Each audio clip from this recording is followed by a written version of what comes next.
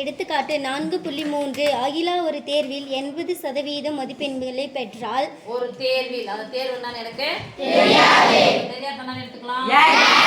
இல்லன்னு ஒரு வார்த்தை வந்துச்சுனா எத்தனை சதவீதம்?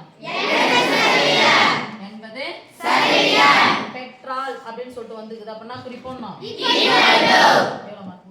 அவள் பெற்றது 576 மதிப்பெண்கள் எனில் அந்த தேர்வின் மொத்த மதிப்பெண்களை காண்க.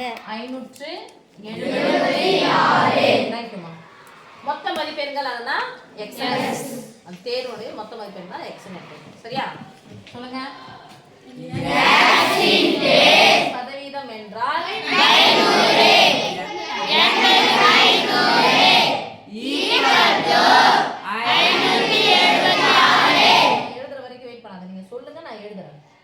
ஒரு பின்ன எண் தொகுதி பகுதியை கேன்சல் பண்ணலாம். ஒரு 0 ஒரு 0 கேன்சல். 4 பாதியா பிரிங்க. 4 8 5 10. இப்போ x x * 4/5 576. இப்போ எனக்கு தேவையில்லாத யாரு? பெருக்கல் 4/5. நல்ல பக்கம் போச்சுனா பெருக்கலின் தலைகீழா மாறிடுமா?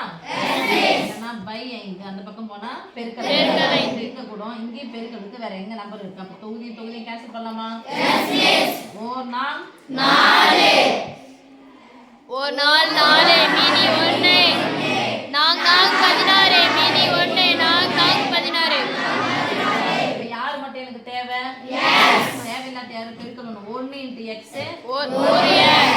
வகுத்தல் 5 சமக்குறிக்கு அந்த பக்கமா போனா பெருக்கல் 5 44 5ஆல பெருக்கலாம். கடைசி நம்பர் 5 20க்கு 0 மீதி 2 5 22 22க்கு 2 மீதி 2 1 5 5 5 2 7. அப்போ மொத்த மதிப்பெண்கள் தான கேக்குறாங்க. Yes miss. therefore மொத்த மதிப்பெண்கள் x = 720.